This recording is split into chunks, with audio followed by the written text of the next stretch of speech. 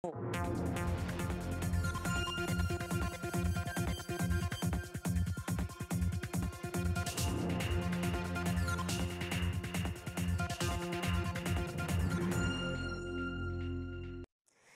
Messieurs, bonsoir, bienvenue dans cette édition, le sommaire.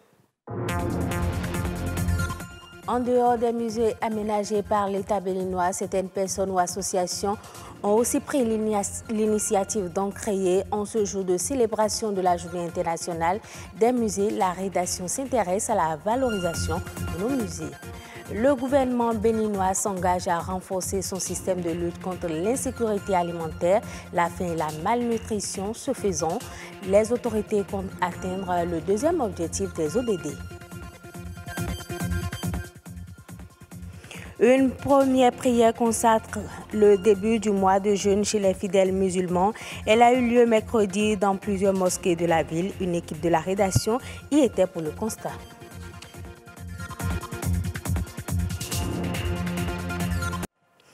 Ils sont conçus pour être un lieu d'histoire, de culture, de connaissance et de réflexion. Il s'agit des musées. C'est le plus souvent une donnée identitaire nationale. Mais comment parvenir à valoriser encore plus les musées du Bénin? Aujourd'hui, 18 mai, Journée internationale des musées, nous nous posons la question pour essayer d'en savoir davantage. Musées au Bénin, les défis d'une gestion efficace et efficiente, c'est un élément signé Benol Djogbe, Herman Amégan. Entre deux enjeux identitaires et économiques, les musées du Bénin recherchent encore leur marque. Ils sont très peu visités par la population locale et le Bénin n'est pas encore une destination touristique de premier choix en Afrique pour les visiteurs étrangers. Même si le site des palais royaux d'Abomey, par exemple, est inscrit au patrimoine mondial de l'UNESCO, il n'en demeure pas moins qu'il souffre de nombreux dysfonctionnements plus ou moins identiques à la plupart des musées du Bénin. L'un des risques qui pèsent sur le musée ou les musées de chez nous, c'est le risque de vol.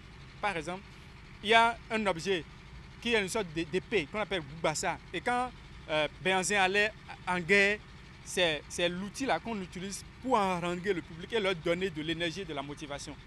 Vous savez que cet outil a disparu comme ça. Quand nous prenons ce musée, tout simplement, vous voyez qu'il faut environ 100 personnes pour gérer le site. Parce que c'est sur une quarantaine d'hectares. Bon, malheureusement, quand vous allez sur le site, vous avez à peine une vingtaine de personnes qui gèrent le musée et donc qui n'arrivent pas à s'occuper, par exemple, du nettoyage tout simplement des espaces. Que faut-il faire pour changer la donne? Comment sauver et mettre encore plus en valeur ces reliques d'un passé fait de gloire, d'épopée mais également de peine? Seule une gestion efficace et efficiente s'impose, selon les spécialistes, ce qui nécessite des actions concrètes. La première des choses qu'il faut faire pour redonner vie au musée, leur permettre d'être gérés efficacement et de façon efficiente, c'est de recruter les professionnels dans les musées ou que ceux qui gèrent aujourd'hui les musées puissent être recyclés de façon permanente. Deuxième chose, il faut que l'on dote les musées des moyens. Et je parle de moyens, des ressources financières. Il faut que nous mettons suffisamment un dispositif de sécurisation de ces musées-là.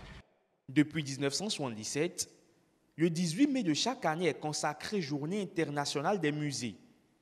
Un symbole de l'importance que les musées revêtent pour toutes les communautés. Le Bénin a amorcé un programme de développement du tourisme en mettant un point d'honneur sur la revalorisation des musées. Une feuille de route qui intervient à un moment où le gouvernement béninois réclame aux colonisateurs la rétrocession de ces biens pillés ou expropriés. Pour l'heure, le Bénin est toujours dans l'expectative, mais le défi actuel reste et demeure l'entretien et la conservation de l'existant. L'objectif de développement durable numéro 2 vise à éliminer la faim, assurer la sécurité alimentaire, améliorer la nutrition et promouvoir l'agriculture durable d'ici 2030. Le Bénin s'engage à renforcer son système de lutte contre l'insécurité alimentaire, la faim et la malnutrition à travers un examen stratégique national. Faim zéro, c'est le thème du séminaire qui s'est ouvert ce jeudi 17 mai. Alexis Segbemon, Rodrigue Babakbeto. L'état des lieux n'est pas alarmant, mais il n'est pas réluisant non plus.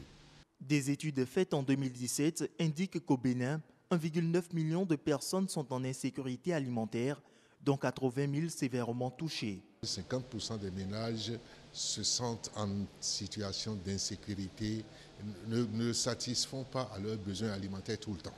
Ça, c'est un.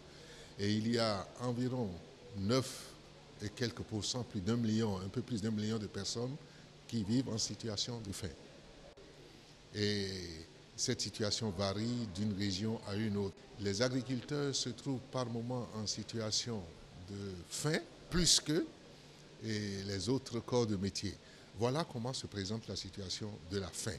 Pour ce qui est de la malnutrition, 34% des enfants de 0 à 5 ans souffrent de retard de croissance, de quoi prouver que la consommation alimentaire des populations est déficiente. Comment identifier les défis majeurs que doit surmonter le Bénin pour réduire la faim à zéro?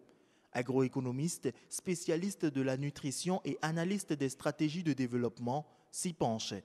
Tous ici, nous sommes ensemble, c'est pour voir et faire en même temps le diagnostic de la situation de sécurité alimentaire et nutritionnelle au Bénin.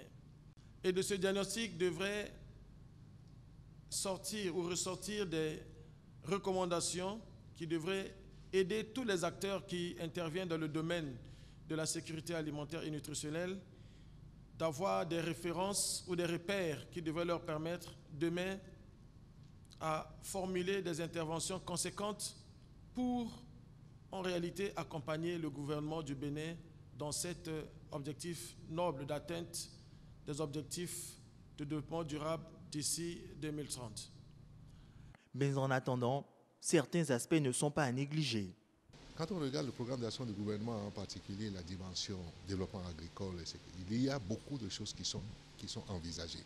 Maintenant, revoir ces programmes au niveau des pôles de développement agricole, des agences territoriales de développement agricole, pour que chaque ménage puisse disposer d'un jardin de cases, d'un jardin à proximité de maison où il peut y avoir des fruits, des légumes, pour avoir à proximité accès à l'aliment, parce que autrement, l'amélioration de la productivité, aussi bien pour le vivrier que pour les cultures de rente, c'est plus spontanément le marché que la consommation interne des ménages. Aussi, une reprise en main de la malnutrition dans les 1000 premiers jours de vie s'impose-t-elle pour arriver à bout de ce triple fléau majeur au Bénin. Ce séminaire prend fin ce 18 mai. De nombreuses solutions en ressortiront, même pour le programme alimentaire mondial PAM. Lutter efficacement contre l'insécurité alimentaire passe par une bonne alimentation scolaire. Voilà, le représentant de la dite institution au Bénin nous donne les détails. Il est au micro de Rodrigue Babakbeto.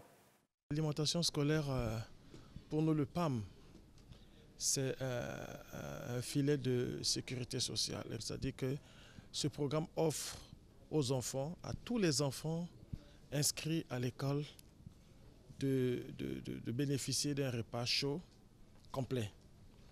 Et il contribue à la sécurité alimentaire en ce sens où déjà les enfants à l'école, ils ont ce repas complet offert. Et ce repas, c'est de façon régulière. Mais non, indirectement, je pourrais dire aussi que les cantines scolaires contribuent à la sécurité alimentaire parce qu'il y a d'abord la production locale, parce qu'il faut produire de la nourriture dont une partie doit aller à l'école. Avec le programme, ça incite, ça motive les communautés à produire et à approvisionner les écoles. Dans plusieurs pays, des études qui étaient faites dans les milieux scolaires ont permis de voir que les cantines ont contribué à l'alimentation scolaire. Et nous utilisons un indicateur qu'on appelle le score de consommation alimentaire. On voit la fréquence, on voit aussi la qualité et la quantité. Déjà, le fait qu'on dispose d'un repas à l'école, ça ajoute déjà sur le score de consommation alimentaire. La première prière qui consacre l'entrée dans le mois de Ramadan a eu lieu dans la soirée de ce mercredi. Les fidèles musulmans ont fait le déplacement sur les lieux de culte pour répondre à l'appel du mois béni. Une équipe de la rédaction est descendue dans quelques mosquées de Cotonou pour le constat. Aliou Alaka, Farouk Mamassani, Yasmine Tamata. Ils ont pris d'assaut les différentes mosquées de la ville pour accueillir le mois de Ramadan. Eux, ce sont les fidèles musulmans qui ont accompli en grand nombre le premier acte, la prière de démarrage du jeûne appelé Hacham. Aujourd'hui, c'est la prière et je suis vraiment contente d'être parmi ces heureux pour avoir la bénédiction de ce mois. On a eu la chance d'être là. Il y a beaucoup de gens qui ne sont plus de ce monde. Et c'est d'abord ça, c'est une chance, c'est une grâce d'être là. Ensuite, la fierté d'être encore là cette année pour pratiquer cette religion qui nous enseigne des choses importantes qui sont liées à la paix, à la solidarité, à la concorde et surtout, comme je le dis, à toujours cette espérance qui est permanente. Mois de grâce, de pardon et de sacrifice dont les disciples de Mahomet doivent désormais profiter afin de bénéficier de la miséricorde d'Allah. C'est aussi le temps, le moment pour nous de penser à cela, c'est-à-dire aux personnes vulnérables, aux personnes malades, aux personnes qui, pour une raison, ne peuvent pas se déplacer soit à la mosquée ou même chez elles ne peuvent pas pratiquer. C'est le moment aussi de penser à ces personnes-là. Le jeûne nous donne l'occasion d'exprimer notre solidarité à l'endroit de nos frères, de nos proches, d'exprimer la compassion à l'égard de ceux qui souffrent, à l'égard des démunis, à l'égard de tous ceux qui sont, je dirais, dans le dénuement. Des jours pendant lesquels le musulman doit observer le jeûne, intensifier les prières et se conformer aux interdits. Lorsqu'un fidèle n'est pas en bonne santé, il ne lui est pas fait obligation de jeûner. Il y a des formes d'aumône compensatoire chaque jour de Ramadan non exécuté vu l'état de santé de la personne. Le voyageur n'est pas également astreint. Il y a des circonstances atténuantes.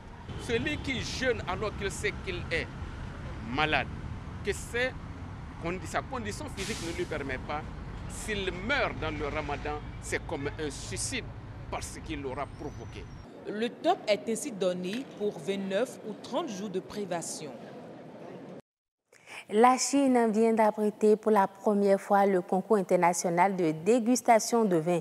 Plus de 300 dégustateurs de vin ont préparé cette compétition. Le choix porté sur Pékin pour cette prestigieuse compétition n'est pas un fait de hasard. Reportage. Le vin a coulé à flot dans cette immense salle d'un luxueux hôtel de Pékin. 330 dégustateurs du monde entier testent 9000 crus de 50 pays. C'est le 25e concours mondial de Bruxelles qui s'est déroulé en Chine, pays considéré aujourd'hui comme le marché le plus dynamique du monde. Au niveau logistique, ça n'a pas été très facile évidemment. Il y a quand même un demi-Boeing qui a dû être affrété pour amener toutes les bouteilles de vin, les tablettes, le matériel. Mais bon, ça c'est jamais que technique. Peut-être le challenge le plus compliqué, ça a été communiquer avec les équipes. Parce que derrière nous, il y a 350 dégustateurs, mais il y a 300 personnes qui travaillent pour aider ces dégustateurs. Le jury va décerner aux meilleurs vins des médailles en or ou en argent dont peuvent se prévaloir les producteurs en les collant sur leurs bouteilles. Après avoir respiré, goûté puis recraché le breuvage, les membres du jury attribuent leurs notes via une tablette tactile. Les dégustateurs apprécient l'initiative. La Chine, en tant que marché de consommation, est de plus en plus dynamique. Il y a de plus en plus de consommateurs et les domaines viticoles gagnent en qualité. Beaucoup de vignobles chinois ont par exemple remporté des médailles dans de grandes compétitions à Bruxelles. Le vin reste petit à côté de l'alcool chinois fait à partir de céréales, mais son potentiel augmente et c'est ce qui attire tout le monde. Ce n'est pas le présent qui compte, mais l'avenir. Les Chinois boivent 1,46 milliard de litres de vin par an. Ils sont au 5e rang mondial, derrière les Américains, les Français, les Italiens et les Allemands. Mais ce chiffre devrait gonfler de 18,5% d'ici 2021. La Chine deviendra alors le 2e consommateur mondial du vin. Et c'est la fin de cette édition. Un grand merci à vous qui l'avez suivi. Passez un agréable week-end en compagnie de nos programmes.